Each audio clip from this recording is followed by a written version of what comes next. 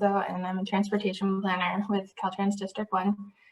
So thank you for having me here tonight to talk about our draft District 1 active transportation plan. Well, thanks for waiting around for us. Yeah, lots of interesting things I don't usually get to hear about. Okay. So tonight I want to be covering 4 key points. One is the purpose of our active transportation plan. The second thing is to give an overview of the data-driven needs analysis and the results. And then 3 is to report on our public engagement process. And then lastly, the really important piece is where to find the draft plan and how to provide comments. So the purpose of the District 1 active transportation plan is to identify bicycle and pedestrian needs on the state highway system in the 4 counties that District 1 serves, which are Del Norte, Humboldt, Lake, and Mendocino. So there are 12 Caltrans districts across the state, and each district is developing their own plan, but a lot of the planning process is standardized across the state for consistency, to allow us to kind of comprehensively understand what needs are out there and to set targets for improvements. So there are some things that we're able to customize for District 1 to fit the context of our different communities, and we were able to make those adjustments with a technical advisory group, which Tom is a member of that group, so I thank him for his valuable input. One thing that I did want to emphasize is that the plan only identifies needs, so it doesn't, there's no projects identified in the plan, and there's no recommendations made to address those needs. It's just focused on capturing the need. And then later, when a project comes along in the area of any kind, like it could be a pavement project or a drainage project, when those things are initiated, then we will work to address the complete streets need within those project limits. So how we identified needs. One was a data-driven analysis where we used data like the speed limits or average daily traffic or the existing bicycle and pedestrian facilities to look at what needs there are. And so from that analysis, there were these 8 need types identified. One is Main Street sidewalk gaps. So our technical advisory group helped us identify like what the main street is in each of their communities. But it's essentially like where the highway passes through a pretty developed community with lots of destinations like businesses and residences. And main streets are always at grade highways, so they don't include freeways. But for this sidewalk gap, if the technical advisory group identified the area as being a main street and there wasn't a sidewalk present, then that was identified as needing sidewalk. The second one was an inter-community connector need. So this was something we also identified with our technical advisory group. And inter-community connectors are areas where the highway is not quite within a town like a main street, but that provide important connections, like maybe on the edges of town or between communities. So they're areas where you would expect more walking and biking to be occurring than in very rural areas, but where the facility type might be something less than what you would expect in a main street environment. The third kind of need is where there's existing sidewalks, but they're in fair or poor condition. So these are locations where we would need an improvement to bring the sidewalk up to good condition. And then the fourth kind of need is areas where sidewalks are next to roads where the speed limit is higher than 35 miles per hour. And this is more of like a comfort thing. So these are areas where potentially the sidewalk needs to be wider, or maybe there would be like a landscaping strip to give a little more separation between pedestrians and vehicles. And then the next kind of need is where there's stressful pedestrian or bicycle crossings. These are locations where like the speed of traffic and the number of lanes combined with a lack of infrastructure make it stressful or difficult to cross the highway.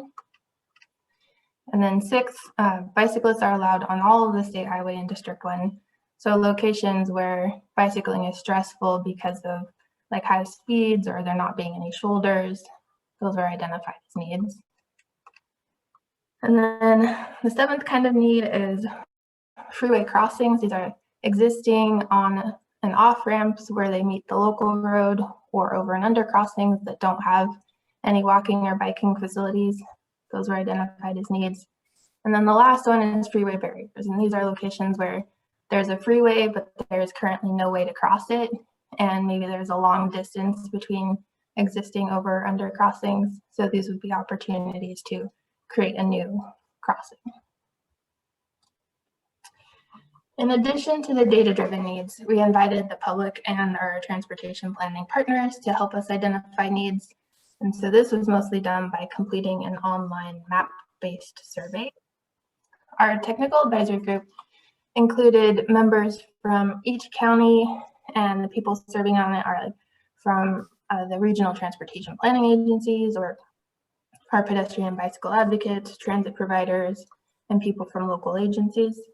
So they helped us a lot with the decisions to tailor the plan, and they helped a lot with public engagement to make sure that we were reaching out to the right groups.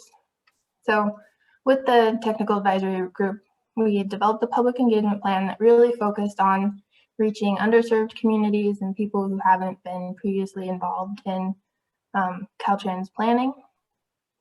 And we identified like over 400 individuals or organizations that we then contacted via email and phone calls to ask them to please take the survey and share it within their networks.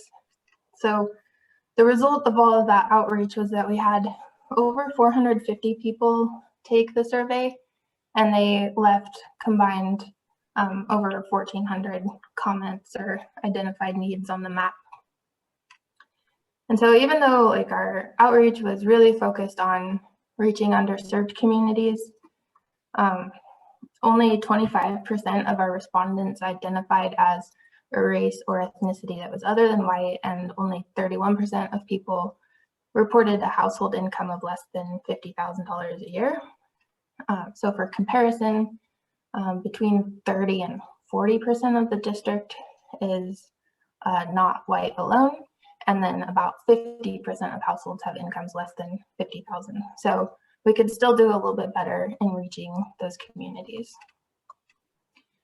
So even though we are close to the point of having a draft plan, the survey is still open and will remain open even when we have the final plan.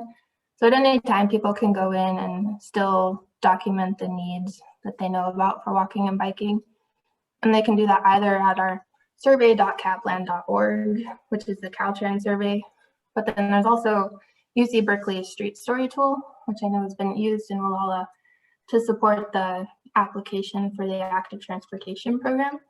So these two mapping platforms are pretty similar.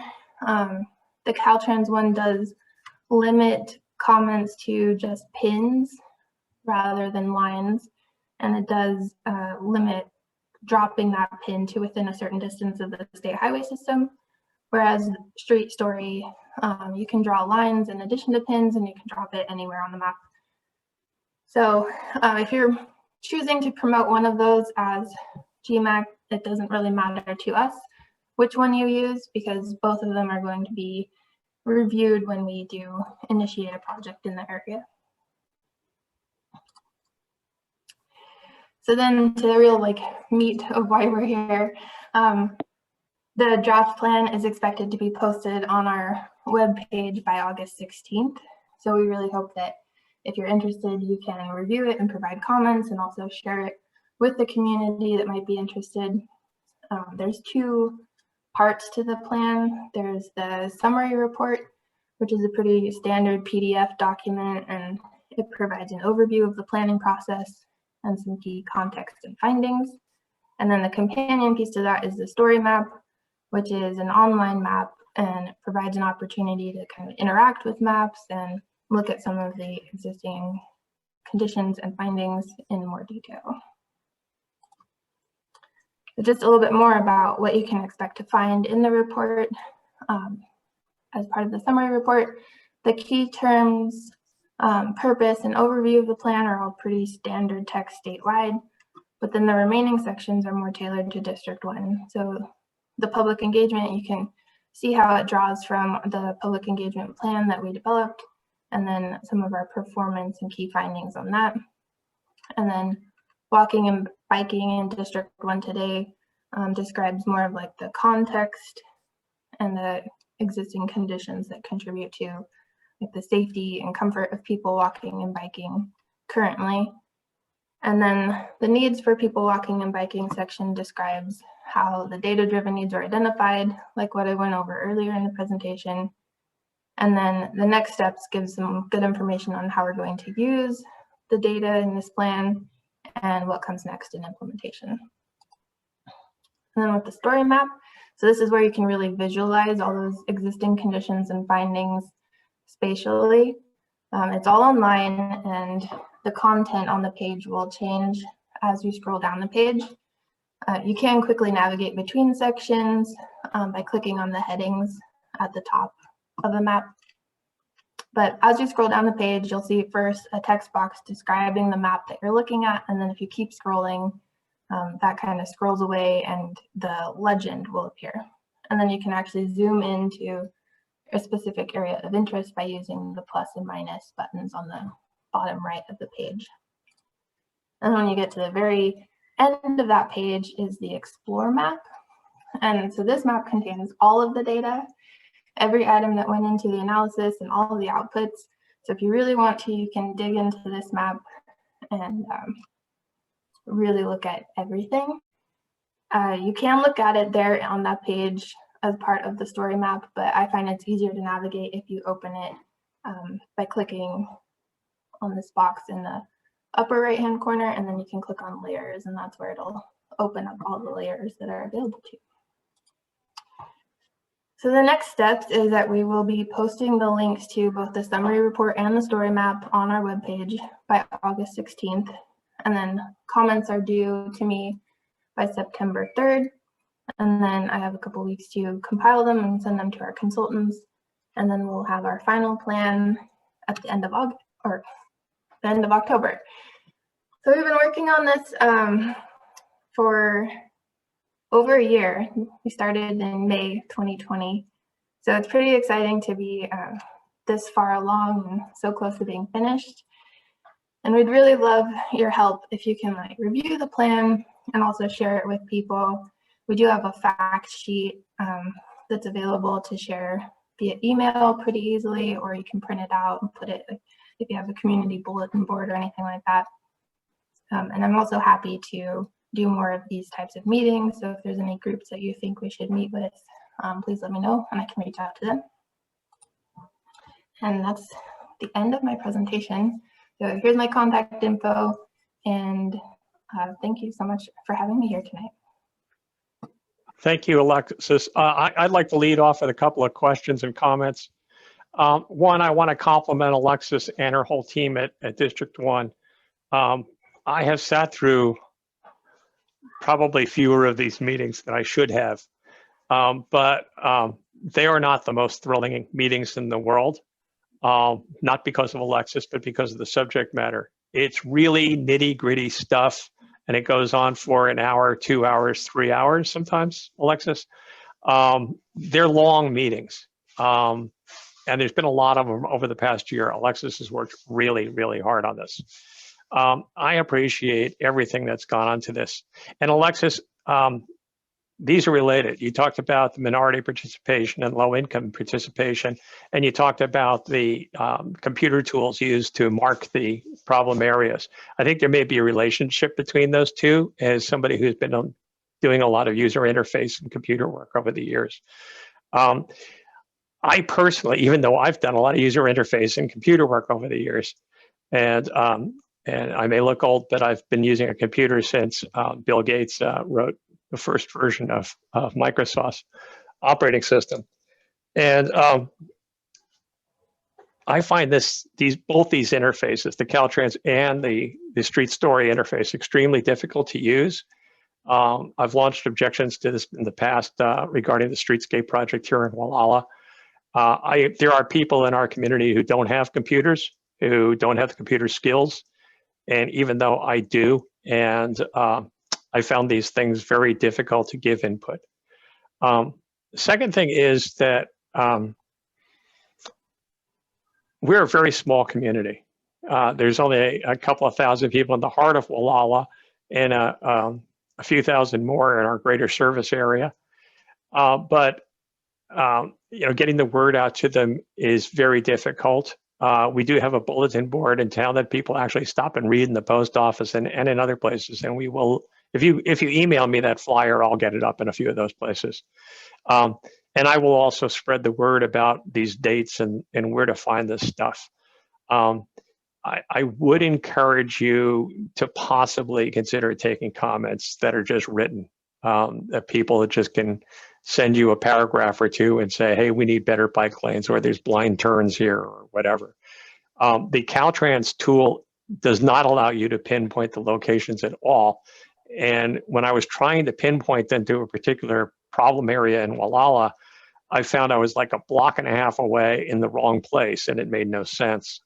The street story tool, drawing the lines, is a little bit better, but very time consuming. When you want to point out 15 or 18 hazards in just Gualala, it could take you an hour. It could take me an hour to put those things in. And for people who are not familiar with the tool, it could take them longer and limit the effectiveness of your data collection and skew your analysis. So I wanted to give you those comments. That said, we'll do the best we can with this. I do have a question to follow on this, is how do you gauge input from a small community like Gualala when District 1 includes such large communities as Eureka?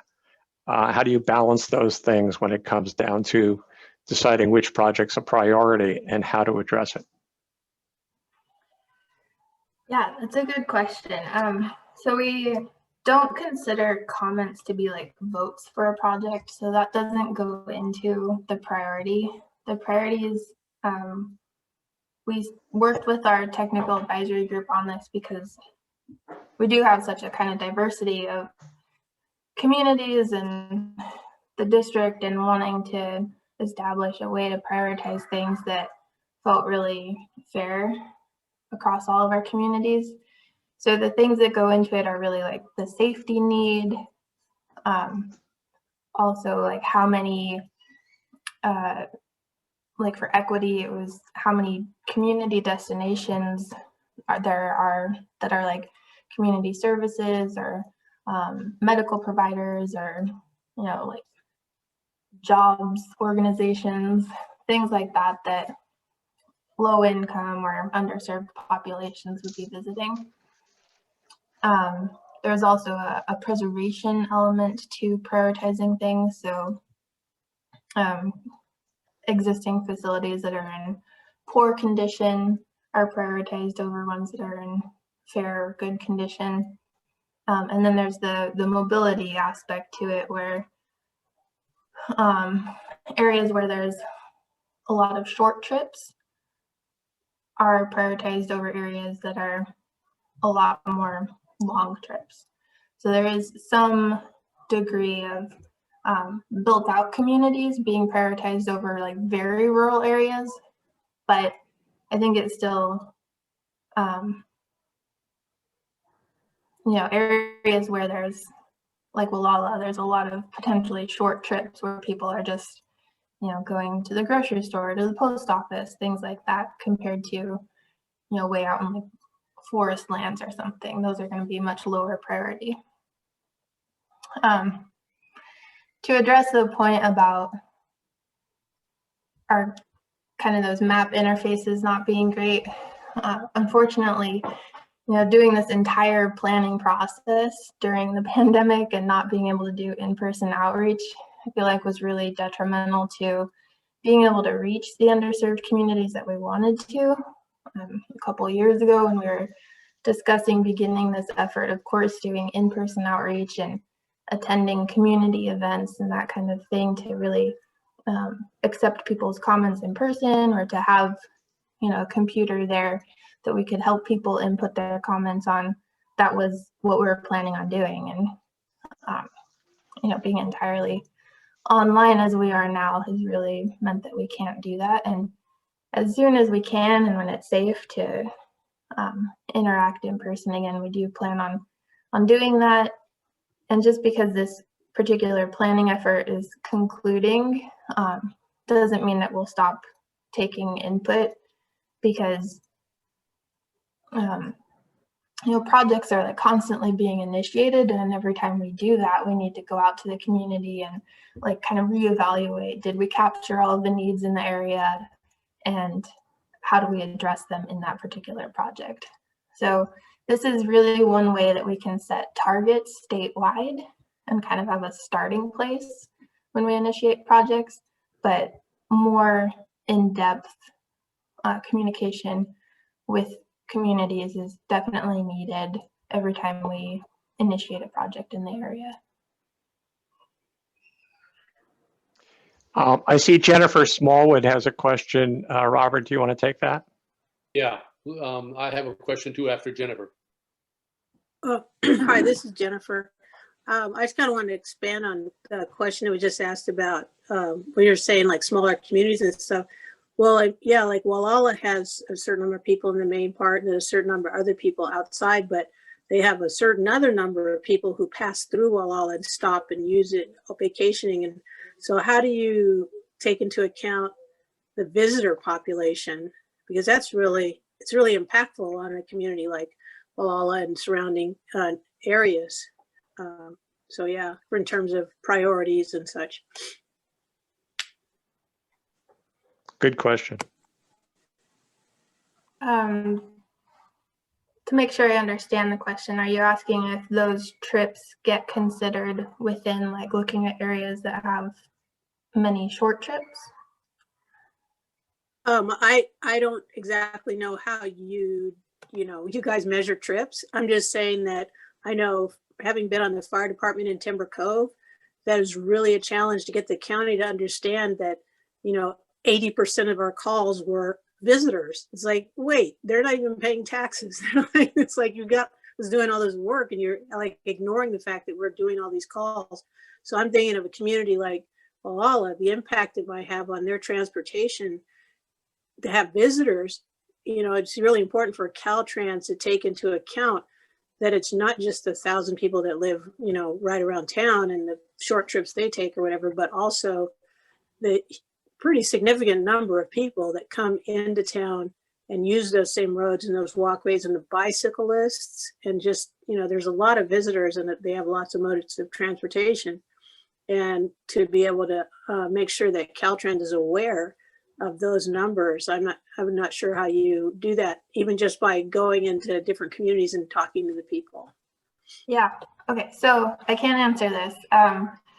Our trips we're using big data actually to get that information on how long the trips are. So this includes looking at things like car GPS units or like your cell phone if it's location enabled, and it's all anonymized. So we can't like follow the particular movements of one person, but we can see collectively like how many trips of any particular distance are occurring within an area. So that would count the visitors in their, their phone GPS or their vehicle GPS. Cool. Okay. Thank you. Mm-hmm. So, Jennifer, that was a great presentation you made there. Is that something that I wrote down a couple of those websites. Is that something we can see again if we want to by going to that website? Oh yeah, I can post. I haven't posted the presentation online, but that's a great idea. And I have emailed it to Tom, so I hope he can distribute it to you all along with that fact sheet that I mentioned. Uh-huh. And then District 1, we're talking about what county? So it's Del Norte, Humboldt, Lake, and Mendocino. Okay. And then one more question. That very first picture that you had in your presentation, where was that taken? That is in. Or with the bike lane. Yeah, that looked very impressive. Yeah, I picked I picked up on that too. And those 2 mule deer or whatever they were on the right side. Oh, the Oric one. Yeah. An Oric. Okay. Oric. Yeah, Tom, please forward that to me. I'd like to really look at that. That was interesting what you presented there. Yeah, and I told Alexis today that while there's hardly anybody here tonight, we will make this, I'll do an excerpt of this presentation tonight and make it available on our YouTube channel and promote that so that people can watch Alexis's presentation and get the details on this and hear the questions that we've been asking. I think it's still really confusing to most people, Alexis. You're so into this thing that I think it's hard to step back, but I think if you try to explain it to your grandma and then have her fill out a survey, you'd get a better idea of what we're trying to tell you. It's a tough go. And I wish you could do sticky notes on a whiteboard this year like you could other years, because that makes a lot of difference, I think. And there's one more thing I'd like you to touch on. I started off by saying this is not part of our streetscape project. There is no project actually in this plan at this point. But you and I had an interesting conversation today about how this might relate to things like extending the sidewalk that we're planning for streetscape up to the mobile home park where our own Melissa Finley lives, or extending a bike lane uphill through the end of town through the 35-mile-per-hour zone where it turns into a 45-mile-per-hour zone just north of town. Could you just comment on that briefly?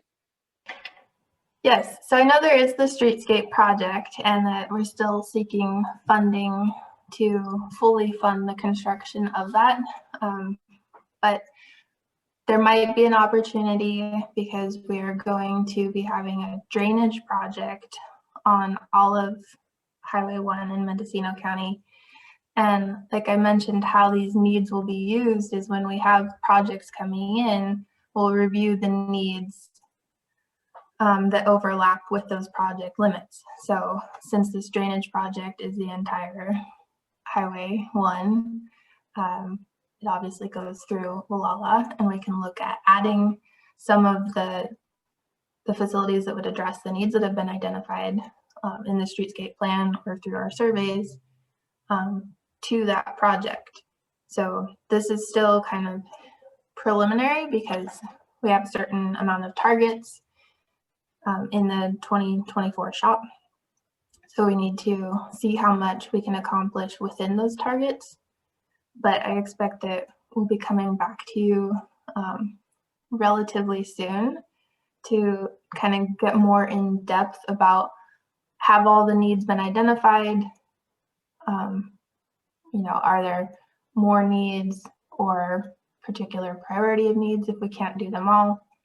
So there's definitely opportunity within that drainage project to look at both the scope of the streetscape project and then anything even farther north, like you mentioned, that's been identified as a need to incorporate into that drainage project. That's great. And I'll try to incorporate some feedback from the areas going up to Point Arena in Manchester as well. There, we consider that part of our service area. That's part of our neighborhood. So that's really great. Are there other questions for Alexis? So this has to do with not the streetscape, but north of that. Like, I know that where I live, I do live at Ocean View Estates at 38851 South Highway 1, and across the street at 38820 South Highway 1 is Junior's. Leaving either one of those parking lots is taking your life in your hands because it's top of a blind hill, and it's where 25 goes to 35, and people going both directions are actually going too fast. and let alone if you're trying to cross the street on foot, that's even more dangerous. That's more like Russian roulette, seems like.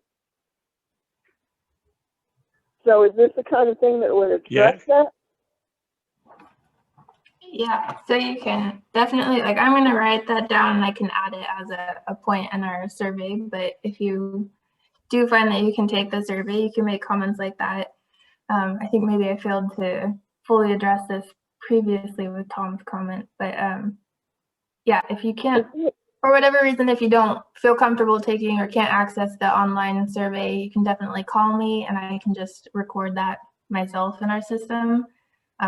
Also, if people want to, you know, make their own map or written comments and just mail it to me, that's totally fine as well. So yeah. Nice. Going north, there was a sign saying "Blind driveway, drive carefully." Okay. So is this more of like when you're driving and trying to pull out, or is it specific to walking and biking? Or when I tried to pull out to turn left to go downtown, it'll be clear both ways. But all of a sudden, out of the blue, because it's such a short, blind hill, all of a sudden someone will be coming right at me, and I'm already headed out, and I have to gun it to cross into the other lane to keep from getting run over. And Alexis, there basically aren't many pedestrians there. I actually walk my dog up there every day, and I rarely see anybody else walking. The mobile home park is a senior community, and there aren't many daring seniors there, except maybe Melissa, who would even think about crossing the street. I have to differ with you. There are people that cross the road to go to Juniors all the time to go to the hardware store. On foot? Well, not every day, but regularly. People cross the road to go to Juniors, and it's dangerous. Yeah. yeah, so Yeah. So, come in you know, one of the things I think Melissa and I can work on here in Gualala is, and maybe Robert can kick in on this too, is getting people at the mobile home estate park to participate in the survey somehow, or to create comments or gather comments from them. So that we can give Alexis some solid feedback from a lot of the residents who do live in that area, and who otherwise are just not going to hear about this. Yeah, that'd be fantastic. We can reach out to them more manually. Thank you. Okay, yeah, I know a lot of the people in the park. And that helps. And that really helps our whole town, because when we talk about the streetscape project, it's a piece of a pie. And to get the whole pie, we really have to consider what streetscape was supposed to be originally. It was originally supposed to go up there, and it was cut back and narrowed, and got down to the point where we're just trying to hang on to the very basics of the core of the project now. And it's very difficult. And I'm going to get into that in a minute, Alexis. You may want to stick around for that. There's a little update on that from what I told you this morning. But Alexis's work is really important to getting that whole pie together.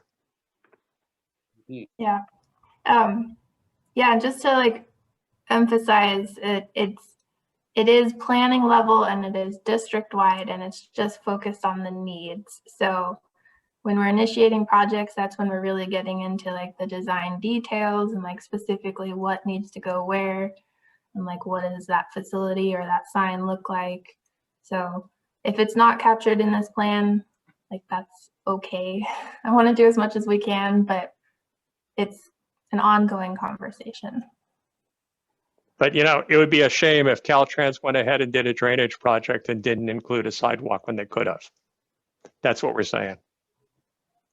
Yeah, I hear you.